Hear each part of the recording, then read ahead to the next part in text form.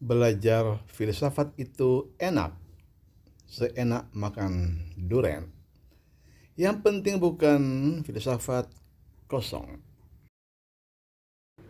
Shalom, jumpa lagi dengan saya James Pangau di Go Gospel Indonesia. Banyak orang takut belajar filsafat, menghindari pelajaran filsafat, tidak mau bersentuhan dengan filsafat karena memori mereka sudah terekam bahwa filsafat itu adalah kosong, hampa, dan palsu.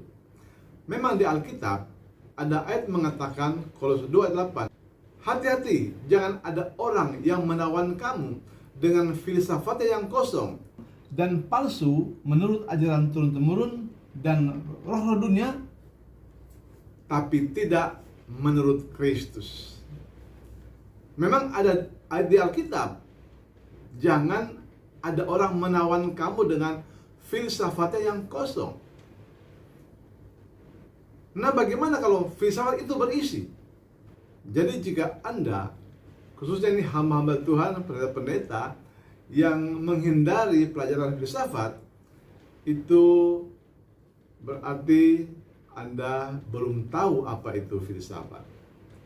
Padahal kalau kita sudah tahu, sudah belajar, ternyata betapa enaknya belajar filsafat, seenak makan durian.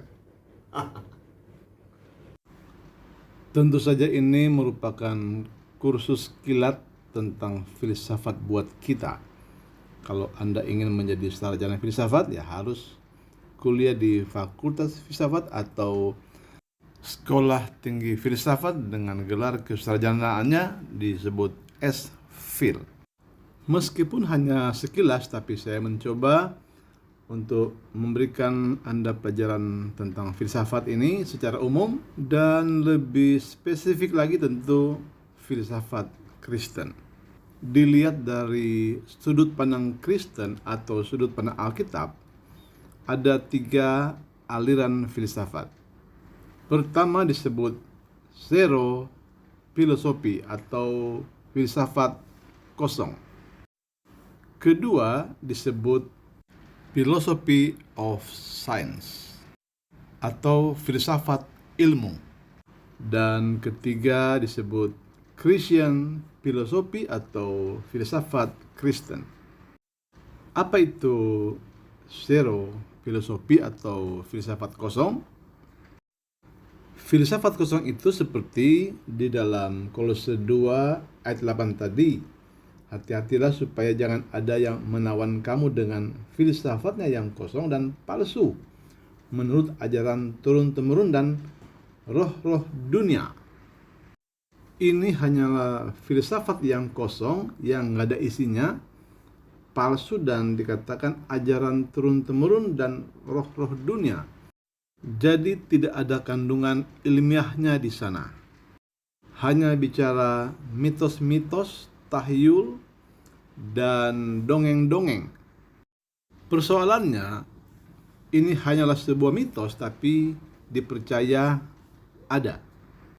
Kita harus tahu bahwa pada zaman Perjanjian Baru dan ratusan tahun sebelumnya, dunia ini adalah dunia mitos yang kita kenal dengan sebutan mitologi Yunani.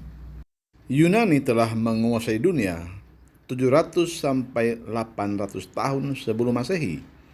Bahkan ketika Roma menguasai Israel, pada zaman Yesus pengaruh Yunani masih sangat kental. Makanya mengapa Alkitab Tanak, yaitu Alkitab bangsa Israel, diterjemahkan ke dalam bahasa Yunani yang kita kenal dengan sebutan Septuaginta. Sampai Alkitab Perjanjian Baru pun ditulis dalam bahasa Yunani sebagai tanda betapa kuatnya kebudayaan Yunani pada waktu itu. Dunia pada waktu itu tidak mengenal istilah kebenaran. Yang mereka tahu adalah mitos. Atau dengan kata lain, mitos itu adalah kebenaran mereka. Kalau Tuhan bangsa Israel itu disebut Yahweh pada waktu itu, maka Tuhannya orang Yunani adalah dewa dan dewi.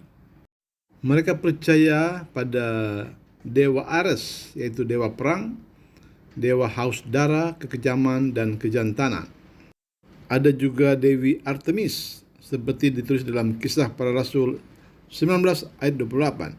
Mereka juga percaya pada Dewi Athena, yaitu Dewi kebijakan, Demeter, Dewi kesuburan, Dionysos, Dewa anggur, Dewa pesta pora dan kegilaan, Dewa Hades, Raja dunia bawah tanah dan kematian, Hephaistos, Dewa api, Hera, Ratu para dewa dan Dewi pernikahan, Hermes, Dewa perjalanan, Dewa bahasa, tulisan, dan diplomasi, atletik, dan peternakan, Hestia, Dewi perapian dan Dewi masak-memasak, Poseidon, Dewa laut, sungai, banjir, dan kekeringan, gempa bumi, dan sebagainya.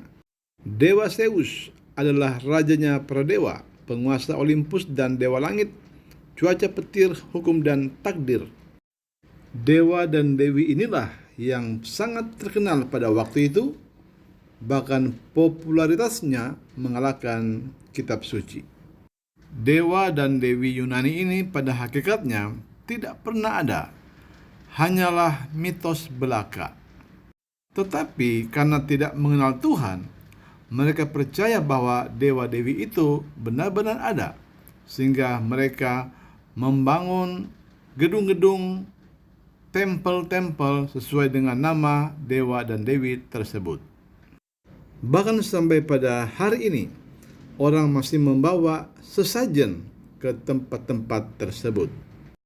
Nah, inilah yang disebut dengan filosofi atau filsafat yang kosong.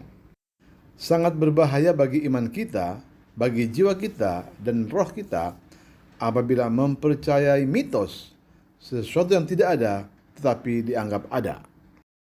Mungkin di daerah kita atau di dekat kita ada juga mitos-mitos seperti ini. Sesuatu yang tidak ada tapi dianggap ada, bahkan dibuatkan patung, diberikan sesajen lalu disembah.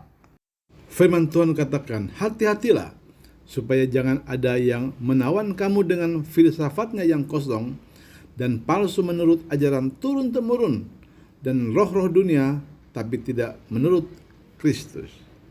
Bukan hanya pada zaman Yunani kuno, bahkan sampai hari ini pun ada agama-agama, kepercayaan-kepercayaan yang beriman kepada filsafatnya yang kosong, yaitu tahyul-tahyul, mitos-mitos, ataupun dongeng-dongeng.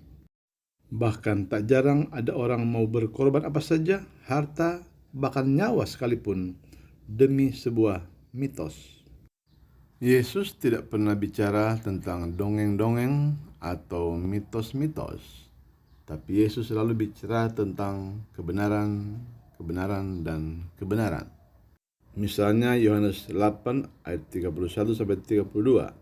Jikalau kamu tetap dalam firman-Ku, kamu benar-benar adalah murid-Ku dan kamu akan mengetahui kebenaran dan kebenaran itu akan memerdekakan kamu. Yesus juga pernah berkata, Akulah jalan dan kebenaran dan hidup. Yohanes 14 ayat 6. Dan Pilatus yang memiliki orientasi tentang mitologi, dia bertanya kepada Yesus, apakah kebenaran itu? Bagi Pilatus, tidak ada kebenaran, yang ada hanyalah mitos. Dan bagi kita, apakah keyakinanmu hari ini adalah sebuah mitos atau sebuah kebenaran? Tetapi Yesus berkata, Akulah jalan, kebenaran, dan hidup. Yesus tidak mengajarkan tentang mitos, dia tidak berkata tentang mitos, tapi dia berkata tentang kebenaran. Bahkan Yesuslah kebenaran itu sendiri.